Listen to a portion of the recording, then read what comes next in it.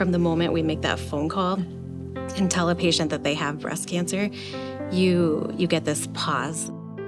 You can hear their voice crack, and it's just heartbreaking. You have to be able to talk to them and pull them back on the journey, and it's a scary journey.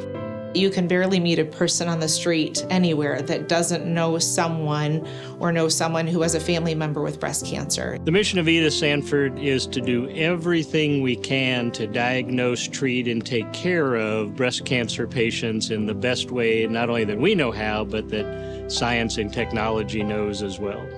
We have a phenomenal breast cancer program that I would put up against any other here in the United States. So if you're diagnosed with breast cancer or cancer at Sanford, you're going to get the best opportunity, to have the best treatment option and additional treatment options on top of the standard of care. Having everything there in one building and bringing that whole team together, it creates such a unique experience for the patients because they can trust that their whole team is working together and communicating together and coming up with the best plan for them. Having all of the practitioners there at one time to formulate that plan with the patient, I think really provides the best outcomes.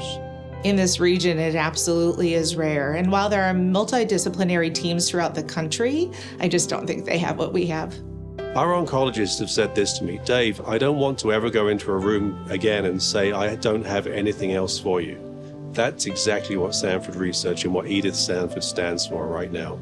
We have a lot of dedicated people that start with the nurses and the nurse navigators that help get our patients organized into the system. We have increasing numbers of cancer survivors, not only for breast cancer, but for many cancer sites. And a lot of that has to do with investments in treatments. Particularly some of the medications we use to treat breast cancer have made a big change in the survivorship itself.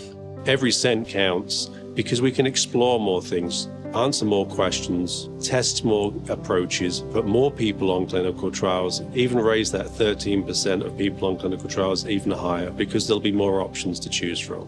When I heard about everything that we were going to do to advance breast care, I just thought, wow, I'm in the right place at the right time, that we can make some magic happen. One of the biggest ones that it funds now and is increasingly important in the future is the nurse navigation program. Navigators are funded 100% off of donations, and they are just such a crucial piece to the entire journey. Having those funds available to help patients feel like themselves again or help them navigate the world of healthcare and get access to what they need because we're there holding their hand through the whole thing.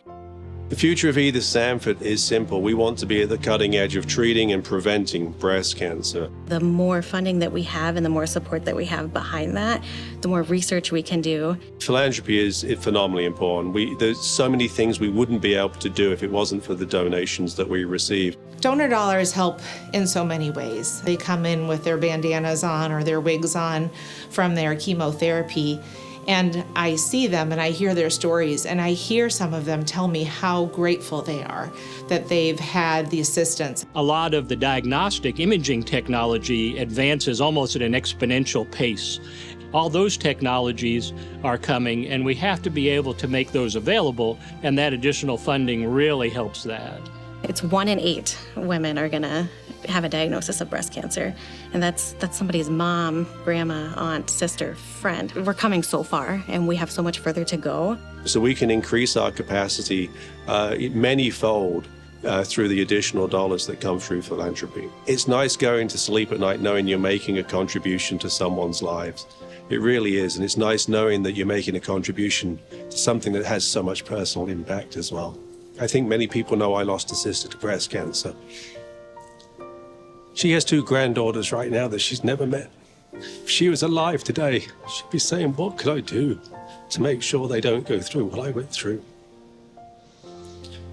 And we have the ability to screen and identify if a woman is more susceptible to breast cancer, and that's exactly what we need to do.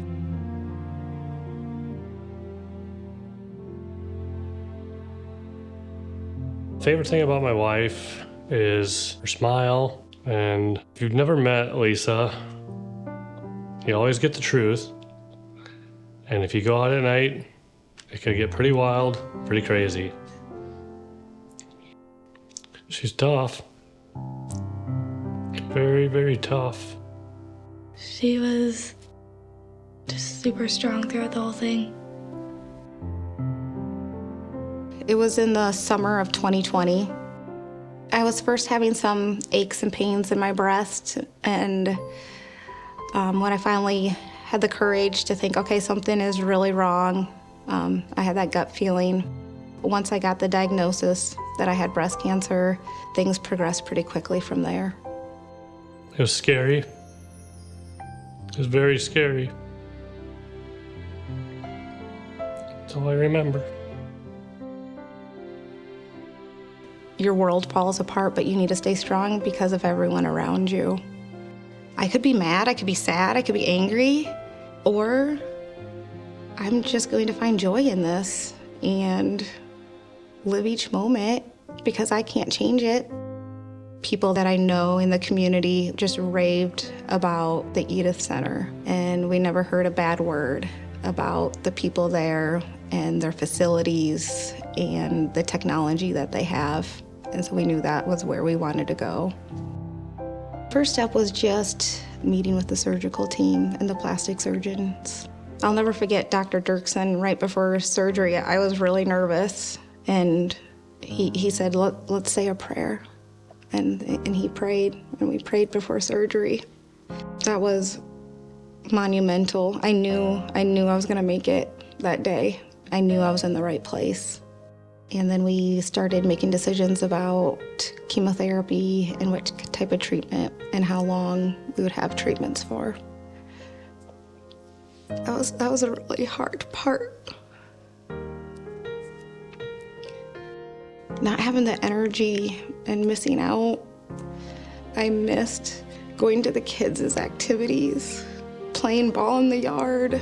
I missed sitting around playing games with them at night.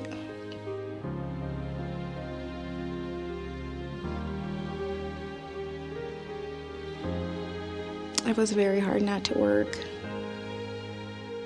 I love my job, and I knew those kids would get me through it. You go through your treatments, and every once in a while you're sitting there, somebody will ring a bell. So you wait and you go through every treatment thinking, okay, my time is gonna come. And once it does, it was the best feeling ever. It is such a celebration, and the nurses all stand up, and as you're ringing, you just know you're bringing hope to somebody else that's sitting there that day, that they have the hope that they are going to ring that bell too. Being there, the doctors were amazing. They're fabulous. They did a wonderful job. Definitely, because without him, she wouldn't be here. It's a very powerful place that you're donating to, and the things they do is amazing. It would be my hope that someday other women or my daughters or my grandchildren could have an easier route when it comes to breast cancer. I'm very proud of my mom. She's awesome. She's the best mom I could ever ask for. She's perfect. I'm just truly grateful for the entire team at Sanford. It's very humbling. I didn't expect